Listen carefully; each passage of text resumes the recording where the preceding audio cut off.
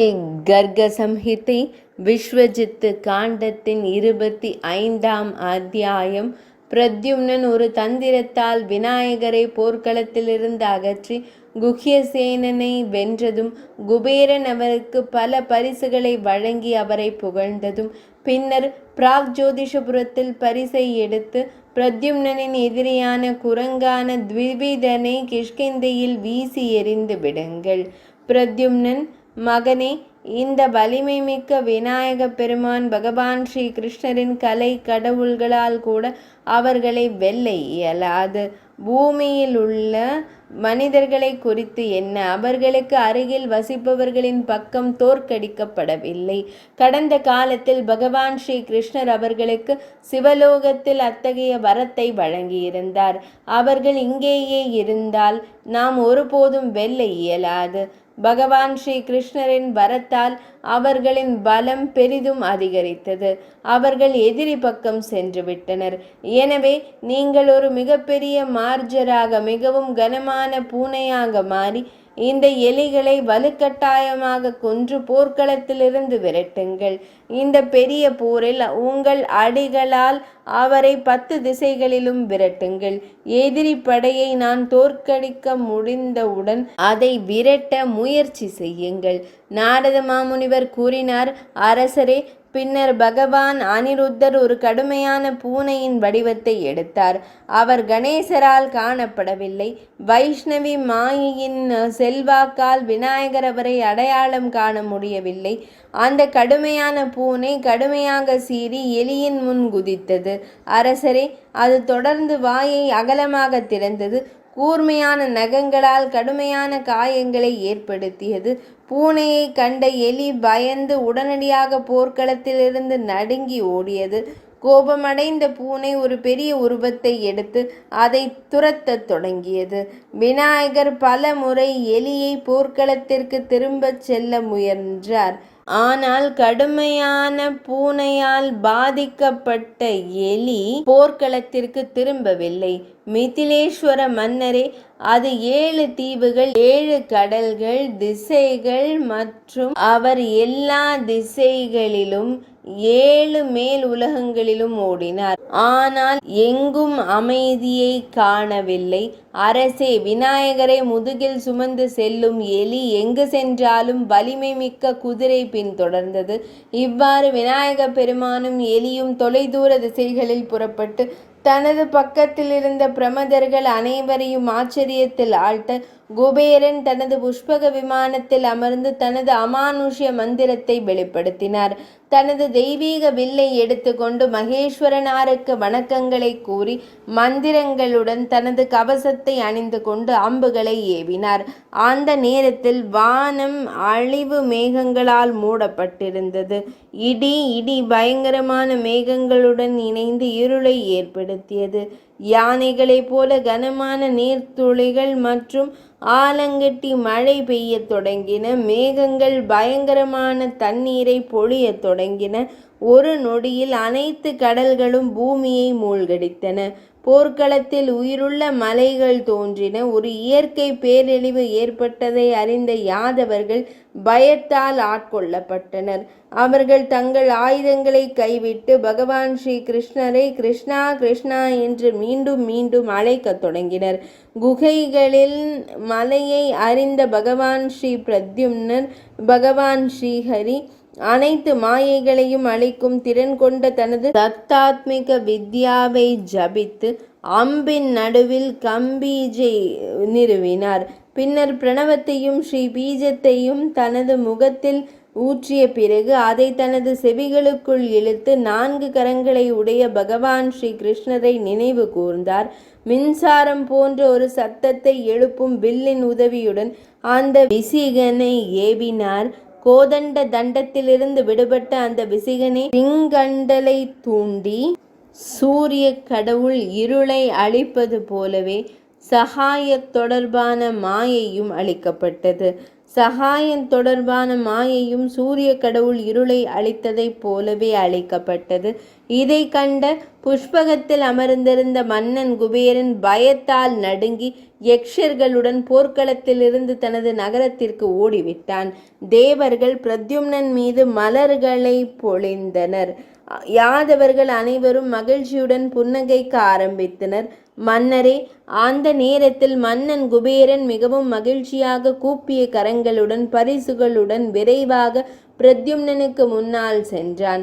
மன்னா, உயரத்தில் மலைகளுடன் போட்டியிடக்கூடிய 2 தும்பிக்கைகள் மற்றும் 4 தந்தங்களுடன் போதையில் இருந்த 2,00,000 யானைகள், தங்கத்தால் செய்யப்பட்ட 10,00,000 ரதங்கள், முத்து அலங்காரங்களால் அலங்கரிக்கப்பட்ட சூரியனைப் போல பிரகாசித்து 100 குதிரைகளால் இழுக்கப்பட்டு சந்திரனைப் போல வெண்மையான பிரகாசத்துடன் கூடிய 10 பில்லியன் குதிரைகள், மாணிக்கத்தால் பதிக்கப்பட்ட 4,00,000 பிரகாசிக்கும் ரதங்கள் மற்றும் கூண்டுகளில் வைக்கப்பட்ட 2,00,000 சிங்கங்கள் குபேரன் பிரத்யும்னனுக்கு பரிசுகளை வழங்கினார். விதேகத்தின் மன்னரே, அவர் சிறுத்தைகள், மான்கள், பசுக்கள் மற்றும் வேட்டை நாய்களை ஒவ்வொன்றும் 1 கோடி எண்ணிக்கையில் கொடுத்தார். அரசர்களின் அரசர் லட்சக்கணக்கான கிளிகள், மைனாக்கள், காக்கைகள், தங்க அன்னங்கள் மற்றும் கூண்டுகளில் வைக்கப்பட்ட பிற விசித்திரமான பறவைகளை காணிக்கையாக கொடுத்தார். குபேரன் விஸ்வகர்மனால் கட்டப்பட்ட விஷ்ணுதத்தா என்ற விமானத்தை பரிசாக அளித்தார். அதில் முத்து விளிம்புகள் தொங்கின. அது 8 யோஜனைகள் உயரமும் 9 யோஜனைகள் அகலமும் கொண்டது. இது மில்லியன் கணக்கான கொடிகள் மற்றும் கலசங்களால் அலங்கரிக்கப்பட்டிருந்தது. விருப்பப்படி நகரும் திறன் கொண்ட இந்த விமானம் தங்க சிகரங்களால் அலங்கரிக்கப்பட்டு ஆயிரக்கணக்கான சூரியன்களைப் போல பிரகாசித்தது.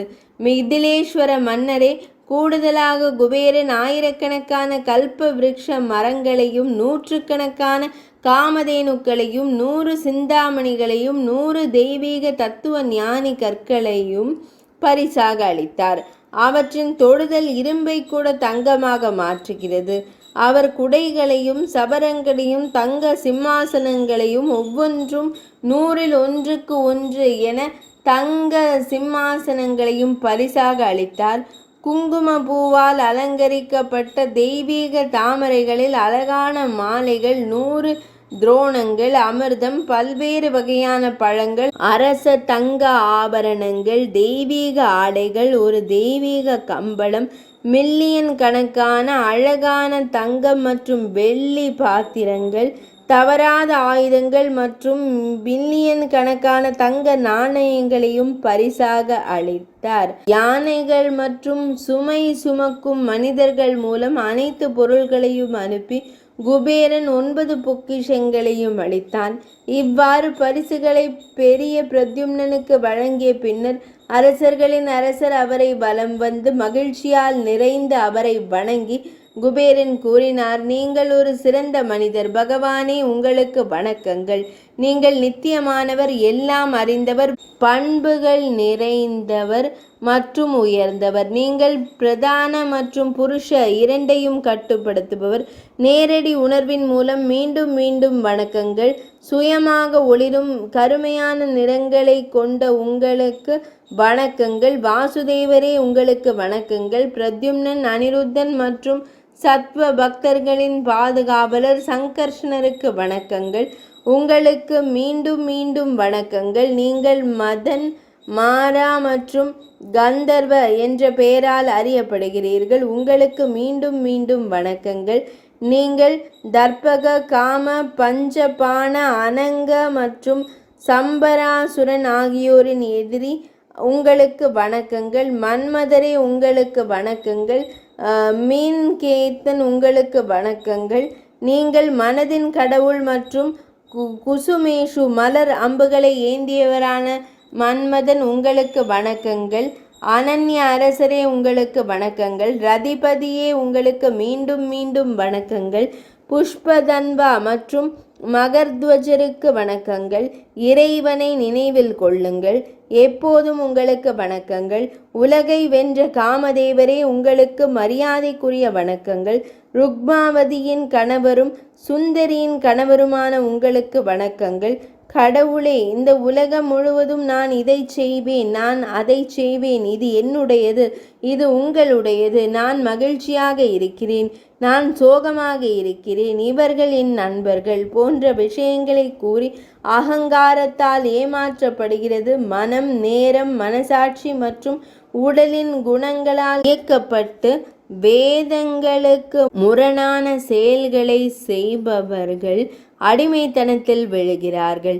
அவர்கள் கண்ணாடியில் ஒரு குழந்தையை பார்க்கிறார்கள், மணல் குவியலில் தண்ணீரை காண்கிறார்கள், கயிற்றில் ஒரு பாம்பை தங்கள் விழிகளால் காண்கிறார்கள், மாயையை உண்மை என்று நம்புகிறார்கள்.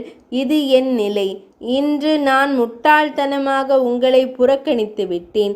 பகவானே, என் மனம் தங்கள் மாயையால் கவரப்பட்டது. அதனால்தான் நான் அத்தகைய குற்றத்தை செய்தேன். ஆனால் ஒரு தந்தை ஒரு குழந்தையின் மீறலை குறித்து கவலைப்படாதது போல நீங்களும் என்னை மன்னியுங்கள். என் பாவத்தை நான் மறந்து விடுவேன். தமது அருளால் இனி ஒருபோதும் இது போன்ற எண்ணங்கள் எனக்கு வரக்கூடாது. சிறந்ததாக கருதப்படும் உமது தாமரை பாதங்களின் மீதான எனது உயர்ந்த பக்தி எப்போதும் நிலைத்திருக்கட்டும். இறுதி நல்வாழ்வின் அடிப்படையான பற்றின்மையுடன் இணைந்த அறிவை எனக்கு வழங்குவீராக. மேலும் உமது பக்தர்களுடன் கூட்டுறவு கொள்ள எனக்கு தொடர்ந்து வாய்ப்பளிப்பீராக. நாரத மாமுனிவர் கூறினார், அரசரே, காலையில் அவர் எழுந்து நின்று பிரத்யும்னனின் மங்களகரமான ஸ்தோத்திரத்தை ஓதுவார். மேலும் பகவான் ஸ்ரீஹரியே அவரது கஷ்ட காலத்தில் எப்போதும் அவருக்கு உதவியாக இருப்பார். அரசரே, பகவான் பிரத்யும்ன ஸ்ரீஹரி யக்ஷர்களின் அரசரான குபேரனிடம் கூறினார். அவர் இவ்வாறு அவரை புகழ்ந்தார். சரி, அது அப்படியே நடக்கும். பின்னர் அவர் அவளுக்கு பத்மராகமணியை அவள் தலையில் அணிய கொடுத்தார். பயம் கொள்ளாதே, இதை கூறி பாதுகாப்பு கொடுப்பாய். யாதவ பிரத்யும்ன குபேரனுக்கு லீலா, குடை, சவரம் மற்றும் ரத்தின சிம்மாசனத்தை மையல் பரிசாக கொடுத்தார். பின்னர் தனேஸ்வர ராஜராஜர் பிரத்யும்னனை வலம் வந்த பின்னர் சென்றார்.